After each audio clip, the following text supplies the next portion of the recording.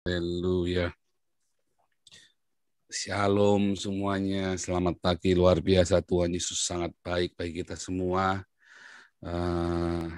Hari ini tema kita adalah makanan kami yang secukupnya, atau asal usul dari perkataan ini adalah dari kisah tentang mana di padang gurun. Mana, ya, mana di padang gurun. Makanya kita kasih judul hari ini, tema kita adalah manna dari surga. Tapi ada yang sangat unik di dalam cerita manna dari surga di Keluaran 16 ayat 1 sampai 36, tapi kita akan membacanya sampai ayat 16 saja. Ya, Ibu Nerliana boleh silakan membukanya. Anda semua bisa nyalakan mikrofonnya sendiri-sendiri. Silakan. Silakan Ibu Nerliana untuk membacakannya. Siap, Pastor. Selamat pagi waktu Indonesia, Pastor. Selamat pagi. Keluaran 16 ayat 1 sampai 16 berjudul Manna Sabat. Setelah mereka berangkat dari Elim, tibalah segenap jemaah Israel di padang gurun Sin, yang terletak di antara Elim dan Gunung Sinai. Pada hari yang ke-15 bulan yang kedua, sejak mereka keluar dari tanah Mesir, di padang gurun itu bersungut-sungutlah segenap jemaah Israel kepada Musa dan Harun, dan berkata kepada mereka, kami mati tadinya di tanah Mesir oleh tangan Tuhan, ketika kami duduk menghadapi kuali berisi daging dan makan roti sampai kenyang. Sebab kamu membawa kami keluar ke padang gurun ini untuk membunuh seluruh jemaah ini dengan kelaparan. Lalu berfirmanlah Tuhan kepada Musa, sesungguhnya aku akan menurunkan dari langit hujan roti bagimu. Maka bangsa itu akan keluar dan memungut tiap-tiap hari sebanyak yang perlu untuk sehari, supaya mereka kucoba, apakah mereka hidup menurut hukumku atau tidak. Dan pada hari yang ke-6, apabila mereka memasak yang dibawa mereka pulang, maka yang dibawa itu akan terdapat 2 kali lipat banyaknya dari apa yang dipungut mereka sehari-hari. Sesudah itu berkatalah Musa dan Harun kepada seluruh orang Israel, petang ini kamu akan mengetahui bahwa Tuhanlah yang telah membawa kamu keluar dari tanah Mesir. Dan besok pagi kamu melihat kemuliaan Tuhan. Sungut-sungutmu kepadanya. Sebab apalah kami ini, maka kamu bersungut-sungut kepada kami? Lagi kata Musa, jika memang Tuhan yang memberi kamu makan daging pada waktu petang dan makan roti sampai kenyang pada waktu pagi, karena Tuhan telah mendengar sungut-sungutmu yang kamu sungut-sungutkan kepadanya. Apalah kami ini? Bukan kepada kami sungut-sungutmu itu, tetapi kepada Tuhan. Kata Musa kepada Harun, katakanlah kepada segenap jemaah Israel, marilah dekat ke hadapan Tuhan, sebab Ia telah mendengar sungut-sungutmu. Dan sedang Harun berbicara kepada segenap jemaah Israel, mereka memalingkan mukanya ke arah padang gurun. Maka tampaklah kemuliaan Tuhan dalam awan. Lalu berfirmanlah Tuhan kepada Musa, aku telah mendengar sungut-sungut orang Israel. Katakanlah kepada mereka, pada waktu senja kamu akan makan daging, dan pada waktu pagi kamu akan kenyang makan roti. Maka kamu akan mengetahui bahwa akulah Tuhan Allahmu. Pada waktu petang datanglah berduyun-duyun burung puyuh yang menutupi perkemahan itu. Dan pada waktu pagi terletaklah embun sekeliling perkemahan itu. Ketika embun itu telah menguap, tampaklah pada permukaan padang gurun sesuatu yang halus, sesuatu yang seperti sisik halus seperti embun beku di bumi. Ketika orang Israel melihatnya, berkatalah mereka seorang kepada yang lain, apakah ini? Sebab mereka tidak tahu apa itu. Tetapi Musa berkata kepada mereka, inilah roti yang diberikan Tuhan kepadamu menjadi makananmu. Beginilah firman Tuhan. Pungutlah itu tiap-tiap orang menurut keperluannya, masing-masing kamu boleh mengambil untuk seisi kemahnya. Segomer seorang menurut jumlah jiwa. Demikian, Pastor. Haleluya. Ya, Ibu Ana tolong bacakan Ulangan 8 ayat 3. Ulangan 8 ayat 3.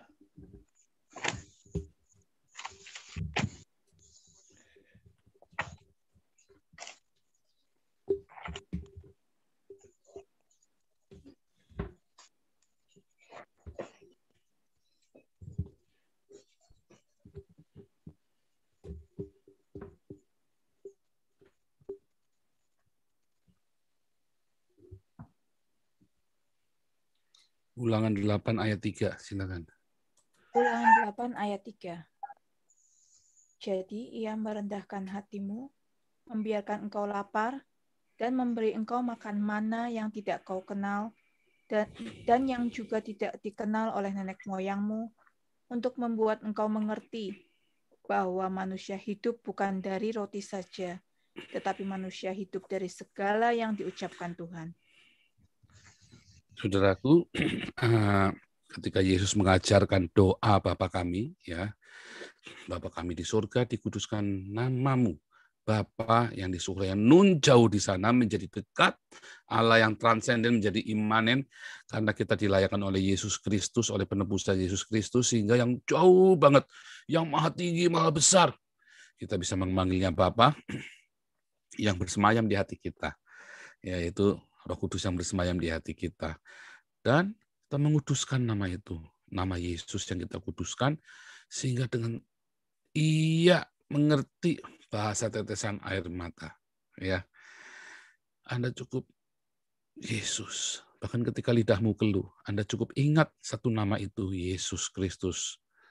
Ya, dan dia berkata, datanglah kerajaanmu, dan kita diberi otoritas untuk menghadirkan kerajaan Allah itu. Ketika kita lahir baru, kita ada Roh Kudus, maka diberi kuasa untuk menghadirkan, untuk mengusir segala kebiadaban, demon spirit, ya, roh-roh biadab dari dunia ini, dari hidup Anda. Sesuatu yang barbar, primitif, biadab itu kita singkirkan, kita hardik, dan kita hadirkan dengan apa? Pengampunan, ya, dengan pengampunan, dengan berkat, dengan kita berdiakonia, bermarturia, itu kita menghadirkan kerajaan Allah. Lalu Tuhan ajarkan kepada kita, berikanlah pada hari ini makanan kami yang secukupnya. Kalau dalam bahasa aslinya itu, katakan our daily bread. Berikan pada kami roti kami sehari-hari. Roti yang dimaksud adalah ketika Yesus bertemu dengan si pencoba yang dalam Matius 4, ya, kalau engkau anak Allah, ubah batu-batu ini jadi roti. Itu kan pancingan kita, toh. Pancingan ketika Anda dalam kesulitan, kan. Kalau ketika Anda lapar, ya, ketika Anda kawan nafsumu memberontak karena lapar yang ditekan selama berhari-hari, karena Anda hutang yang banyak sekali, karena Anda punya masalah yang banyak sekali, lalu iblis akan datang kepadamu. Kalau engkau memang anak Allah, minta Tuhanmu itu untuk melunasi hutang-hutangmu. Hari ini juga, wah, ada kebelet tuh.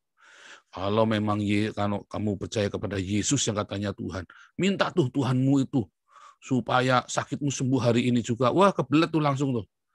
Ya kan? Itu adalah sebuah godaan yang besar. Kamu butuh apa? Kita butuh apa hari itu? Wah, kita ditantang. Disitulah orang-orang Kristen mulai berguguran, mulai kehilangan imannya, baik yang di Indonesia maupun yang di Eropa, di seluruh dunia. Emang Tuhan ada nggak ya? Kok saya doa nggak pernah? Ya, Yakobus 4 berkata, karena kamu berdoa tidak mendapat apa-apa. Karena yang kamu doakan itu untuk memuaskan hawa nafsumu. Menarik sekali ya, yang kamu doakan itu untuk memuaskan hawa nafsumu. Waduh, yang lagi lapar kok. Lah yang lagi haus kok, lah yang coba Anda kalau puasa, jangankan puasa 40 hari 40 malam ya. Anda puasa 1 hari saja. Yang kebayang apa? Roh Kudus, penglihatannya apa coba? Malaikat, Anda puasa 1 hari aja 24 jam, makan cuma sekali. Penglihatannya pertama apa? Bakso. Ya, saya gitu. Pertama kali dapat penglihatannya saya sate kambing. Makanya Yesaya 58 bilang, apa yang kamu inginkan kasihkan ke orang. Ya kan? Memberikan apa yang kamu inginkan, malah kasihkan ke orang. Anda baca di Yesaya 58 saat lagi puasa itu. Anda pengen bakso, beli baksonya kasih orang. Jangan malah warung baksonya ditutup. Udah ngasem. Warung bakso menggoda saya. Tutup nggak sekarang? Wah, Anda bawa Satpol PP kan, suruh tutupin warung bakso di seluruh Jakarta. Anda mau puasa kan, supaya Anda jangan tergoda kan. Itu yang terjadi. Nah, itu fakta. Ya kan? Nah, itu tetangganya Bu Nerliana tuh, hobi begitu tuh. Pak Paul suka menuduh orang ini emang. Bukan Bu Nerliana, tetangganya. Tetangganya. Hobi begitu. Nah, tapi sama ya, dulu saya juga begitu. Tetangga saya paling hobi nutupin warung soto, warung bakso kalau buka itu. Kalau dia yang puasa, orang lain suruh rese kan. Dia yang puasa, orang lain suruh tutup. Nah, jangan begitu. Anda kalau lagi puasa, Anda kebayang bakso, beli baksonya kasihkan ke orang. Itu ajaran Tuhan ya, Yesaya 58 Anda baca deh. Nah, tetapi Yakobus 4 jelas mengatakan kamu berdoa itu untuk memuaskan hawa nafsumu. Makanya cobaan pertamanya Yesus itu disuruh mengubah batu-batu itu jadi roti. Tapi jawaban Tuhan Yesus sangat ini sekali ya. Sangat ada tertulis. Nah, Yesus berkata, memang ada tertulis Tuhan bisa mengubah batu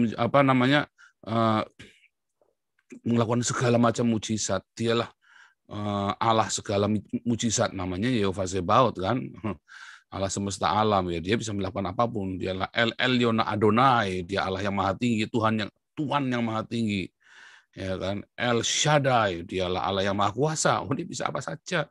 Kalau memang Yesus anak Allah, jangan. Kalau memang Tuhanmu itu Allah, ayo kamu tantang dia untuk kamu cari jodoh. Bulan ini dapat jodoh yang paling cantik.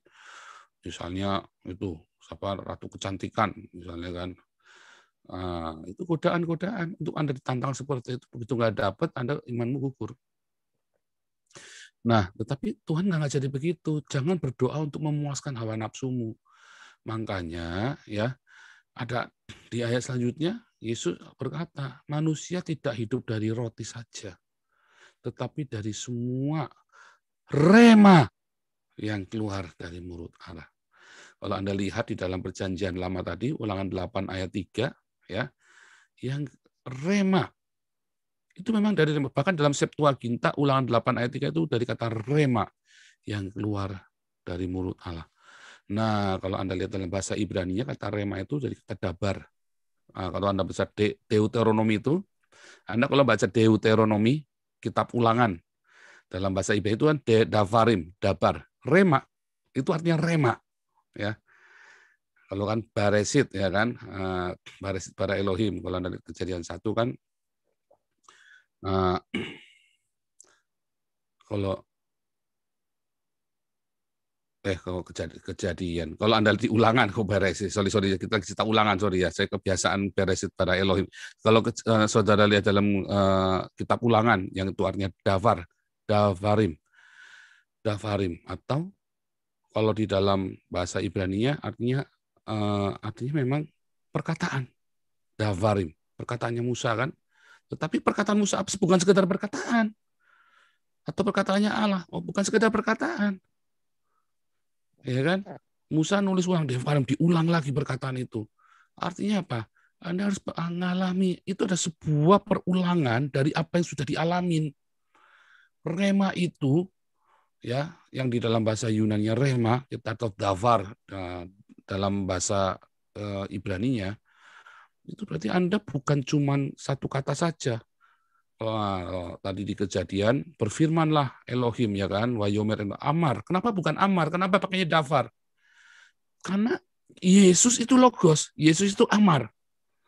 Tetapi kamu baru bisa hidup kalau ada yang namanya Davar, bukan cuma amar. Amar itu harus jadi davar. Sebab berulang kali amar itu datang pada kita. Tetapi amar itu harus jadi davar. Logos itu harus jadi rema dalam hidup kita. Makanya ditulis ulang. Jadilah kata ulangan, Deuteronomi diulang. Atau davar. Harus jadi rema. Ada pengalaman yang sebelumnya, ada kehidupan yang sebelumnya, sehingga kamu ngerti. Kalau kamu baca firman Tuhan tapi nggak ngerti-ngerti, ya cuma logos doang, maka nggak akan jadi. Makanya Yesus berkata dalam Matius 4 ayat 4 itu, manusia hidup bukan dari cuma roti saja, nggak cuma dari makan doang, tapi dari rema. Rema itu perkataan yang menghidupi, perkataan yang berdasarkan dari pengalaman-pengalaman sebelumnya yang kamu ngerti, atau sesuatu yang menginspirasi kamu karena kamu sudah mengalami kemuliaan Tuhan di waktu-waktu sebelumnya, sehingga kamu ngerti, kamu sudah mengalami experience with God sebelumnya. Kalau kita lihat di kitab Ulangan itu semua adalah pengalaman bersama dengan Tuhan di waktu sebelumnya untuk diingatkan kembali sebelum masuk ke tanah Kanaan. Sebelum masuk ke tanah Kanaan, sebelum masuk ke tanah perjanjian, maka Musa disuruh mengulangi semua apa yang sudah terjadi, diulangi lagi, ditulis ulang, dibikin satu kesimpulan, ya, supaya kamu tahu, supaya kamu tahu bahwa manusia hidup bukan dari roti saja, tapi dari semua davar, dari semua rema yang keluar dari mulut Allah. Makanya kita diizinkan mengalami keadaan rendah. Kita diizinkan mengalami keadaan yang tidak baik. Tetapi dalam keadaan yang tidak baik itu, ketika kita berseru-seru kepada Tuhan, Ia berjanji, Ia akan mencukupi, Ia akan memberikan ya apa yang kita perlu. Makanya di dalam doa Bapa Kami itu, kita disuruh meminta our daily, yang sehari-hari. Ya, artinya apa? Jangan takut, pengalamanmu bersama Tuhan itu membuat kamu akan teguh setiap hari. Dan kamu tidak perlu takut dengan apa yang kamu makan hari itu, apa yang harus kamu pakai hari itu.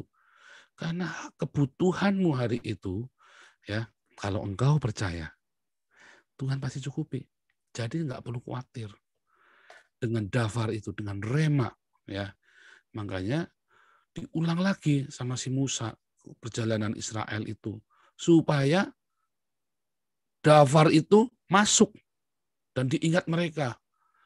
Ingat Roma 1 ayat 17. Iman timbul dari pendengaran. Pendengaran apa? Pendengaran dari rema Kristus. Dari rema. Makanya banyak orang membaca Alkitab, ya udah cuma dibaca doang, nggak ngerti. Nggak ada rema sama sekali. Akhirnya apa? Imannya nggak timbul. Imannya nggak bangkit. Karena iman itu timbul bukan dari logos yang Anda baca. Tapi iman itu timbul dari rema. Ketika firman itu menjadi rema dalam hidupmu, maka kamu baru bisa punya iman. Dan iman itu yang membuat kamu tidak usah khawatir hari ini mau makan apa. Iman itu yang membuat kamu tidak usah khawatir nanti bayar sekolah bagaimana. Iman itu yang tidak perlu yang bisa bikin kamu tidak khawatir jodohmu bagaimana, utangmu bagaimana. Ya, karena punya rema. Makanya Anda harus punya rema. Manusia itu bukan dari roti saja, tetapi dari rema. Nah, masalahnya bagaimana sih kita bisa punya rema? Yesus di dalam Yohanes 15, satu pasal ini saudara baca ya, udah jelas mengatakan, tinggallah di dalamku dan aku di dalam kamu. Tinggallah di dalam agapeku. Ya, itu nanti ada tiga ayat itu, tinggallah di dalam agapeku, di dalam tinggal kasihku. Kalau engkau tetap tinggal di dalam kasihku, di dalam agapeku, maka kamu, remaku akan tinggal di dalam kamu. Bagaimana caranya supaya kita punya rema? Kita tetap tinggal di dalam agape Tuhan. Bagaimana kita tinggal di dalam agape Tuhan? Ya kita minta kasih Tuhan itu memenuhi hidup kita sehingga terpancar keluar. Makanya teman-teman yang pelit, teman-teman yang tidak suka berdiakonia, Anda harus mulai introspeksi. Jangan-jangan nggak ada kasih Tuhan di dalam hidup saya. Ya, Anda yang belum bisa mengampuni, Anda yang belum bisa untuk melepaskan berkat bagi orang lain, Anda yang hobinya ngutukin orang lain, hobinya nyindirin orang lain, tanpa mengucapkan berkat, yang mulutmu pahit terus hawanya singit pokoknya ya. Jangan-jangan Anda belum hidup di dalam kasih Tuhan. Ya, kasihnya itu belum nggak mengalir dalam hidupmu. Bagaimana kamu bisa punya rema kalau nggak ada kasih dalam hidupmu? Sebab Yesus berkata, tinggallah di dalamku, maka remaku akan tinggal di dalam kamu. Ya, tinggallah di dalamku, ya, dan firmanku tinggal di dalam kamu. Kata firman itu berasal dari rema, ya Yohanes 15. Tinggallah di dalam kasihku dan remaku tinggal di dalam kamu. Minta apa saja, maka akan terjadi, akan diberikan kepadamu apapun yang kamu kehendaki. Nah, ketika kita berkata, berikanlah pada kami hari ini makanan kami yang secukupnya, roti kami yang secukupnya. Ingat, nggak cuma cukup roti loh. Kita nggak cuma butuh roti, kita ingat ada rema di situ. Artinya setiap hari saudara harus cari rema Kristus. Ya, seperti orang Israel di padang gurun, Ulangan 8 ayat 3 diingetin, kamu dibikin dalam keadaan rendah dan kamu berseru-seru kepadaku sehingga aku berikan mana di padang gurun supaya kamu tahu kamu itu hidup bukan dari roti saja tapi dari rema yang keluar, dari davar yang keluar dari mulutku. Ya, dari rema Kristus. Dari rema Sang Yehova Sebaot. Itu ya. Nah, namun seringkali ya kita merasa sudah banyak baca, sudah tahu banyak, saya sudah tahu banyak. Masalahnya taunya kamu itu menghidupi kamu enggak. Banyak sekali kita ini tahu banyak tetapi enggak hidup. Ya saya kan belajar teologi kan sudah sampai doktoral kan, sampai saya masih sekolah lagi. Ya terus tahunya buat apa kalau saya tahu itu coba? Setelah itu buat apa? Nah itu pertanyaannya itu. Nah di dalam kehidupan sehari-hari banyak sekali sarjana-sarjana ekonomi yang sampai profesor segala macam, tapi dia sendiri nggak rema dengan apa yang dia pelajari. Rema itu bisa dari mana-mana ya, nggak cuma dari Yehova, Elohim, Yesus Kristus saja. Rema itu bisa juga datang dari siapa? Mario Teguh. Rema itu bisa datang, ya tergantung. Anda sedang belajarnya apa, Anda bisa rema. Anda bisa belajar dari rema Buddha Suci, Anda bisa dapat rema dari Mahatma Gandhi, Anda bisa dapat rema dari Benjamin Franklin lah dan sebagainya. Anda bisa dapat rema dari Karl Marx, macam-macam. Yang itu menghidupimu. Ya, tetapi masalahnya Anda tidak disuruh mencari remanya mereka, disuruh cari remanya Kristus. Ya ada di Alkitab, remanya Kristus. Oh, saya tidak perlu baca Alkitab. Ya ada teman saya itu ya di Eropa. Wah, saya tuh Roh Kudus yang mengajari saya. Saya tidak perlu baca Alkitab. Ngawur. Karena nggak mungkin. Paulus sudah bilang, ya dengan hikmat Allah berkata, jangan melampaui yang tertulis. Jadi kalau ada remamu berasal dari yang tidak tertulis, dari Pak Pendeta sekalipun, hati-hati. Pak Pendeta boleh ngomong yang manis-manis, yang bagus-bagus, yang menguatkan hatimu. Tapi kalau itu bukan dari Kristus, sia-sia belaka. Mario Teguh boleh mengatakan yang bagus-bagus, nyatanya dia sendiri gagal dengan apa yang dia omongkan. Karena hidup tidak semudah cocotnya Mario Teguh. Ya kan? Hidup itu tidak semudah omongannya dia. Ya kan? Tetapi kalau Anda mengikuti rema Kristus, saya jamin pasti tepat. Ikutin tepat rema Kristus itu, ya Devarim, ya rema, Davarim. Enggak cuma satu rema, tapi rema, dari rema ke rema. Setiap hari Anda hidup dengan dari rema ke rema. Anda imanmu makin besar, makin besar. Makanya baca firman Tuhan dan tetap tinggal di dalam kasih. Dengan apa? Ya salah satunya diakonia, mengampuni suamimu, mengampuni istrimu. Ya. Bagaimana sih cara mengasihi Tuhan yang tidak kelihatan? Dengan memberi melakukan kebaikan kepada orang yang paling hina dalam hidupmu. Siapa yang paling hina dalam hidupmu? Suamimu kah? Siapa? Kakakmu kah? Mertuamu kah? Siapa yang paling hina? Yang paling buat kamu paling hina, buat yang kamu paling tidak suka yang paling kamu benci dalam hidupmu. Perlakukanlah itu kepada mereka yang baik. Kamu sedang melakukannya buat Tuhan. Nanti rema demi rema itu kan masuk dalam hidupmu. Nah, kemudian Anda diberkati kan? Anda diberkati. Ingat, setelah Anda diberkati, Anda cuma secukupnya. Anda harus, karena kita doanya kan minta secukupnya. Hari itu cukup. Makanya di dalam Keluaran 16 tadi, kamu nggak boleh lebih dari sehari. Secukupnya. Makanya LAI menerjemahkan secukupnya itu ya, makanan kami secukupnya. Karena kamu nggak boleh lebih dari sehari. Lebih dari sehari busuk itu makanan. Ya, kalau kamu makan lebih dari yang secukupnya, kamu nggak sehat. Nggak heran kamu kena kolesterol, stroke, diabetes, kena segala macam penyakit yang aneh-aneh. Karena kita ini harusnya makannya secukupnya, kamu dan saya, tetapi kita makan berlebihi dari yang secukupnya. Sehingga ya kita sakit. Lalu kita janjiannya minta doa Bapa kami kan makanan kami yang secukupnya. Tetapi kita malah begitu kita diberkati melimpah, ya kan? Kita nggak mau berbagi. Wah, itu repot. Makanya harus berbagi. Anda yang tidak suka berbagi, hidupmu akan penuh dengan banyak sekali penyakit. Ya, ingat diakonia itu ya menyembuhkan banyak sekali sakit dan menyelesaikan banyak sekali masalah dalam hidupmu. Ketika Anda berbagi itu bisa banyak masalah itu selesai. Karena Tuhan bilang makanannya secukupnya. Kita berdoa kepada Tuhan, janji kita makanan secukupnya dan Tuhan kasih lebih. Ketika kasih lebih berarti kan harus kita bagi ke orang lain.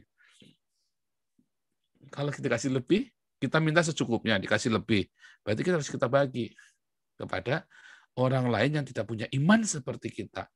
Atau orang-orang yang berkekurangan. Itu tugas kita memberikannya. Haleluya. Luar biasa ya. Jadi kita punya dua hal. Satu, ketika kita berkata, Tuhan berikanlah kami roti. Ya, roti kami setiap hari. Berikanlah kepada kami roti kami setiap hari. Our daily bread. Tachlisis broses. Ya, kita harus ingat bahwa itu Yesus berkata, manusia hidup bukan dari roti saja, tapi dari rema. Ya, dan kita ingat langsung flashback. Ya, itu Yesus lagi ngutip dari kitab Ulangan. Ya, Davarim, rema demi rema, Davarim. Ya, dari jamak. Jadi Anda dari rema ke rema hidupnya. Supaya iman Anda makin besar, makin besar, makin besar, makin besar.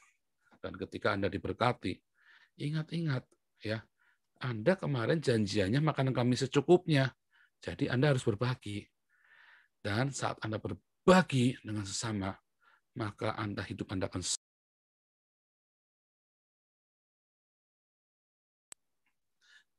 sehat, hidup Anda akan berkelimpahan, hidup Anda akan sejahtera. Ya, masalah ada nggak ada, tapi Anda kan bisa mengatasinya. Ya, haleluya. Luar biasa, Tuhan Yesus baik.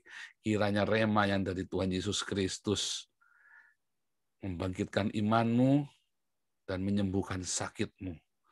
Dan memberikan terobosan dalam ekonomimu, dalam keluargamu, dalam segenap kehidupanmu.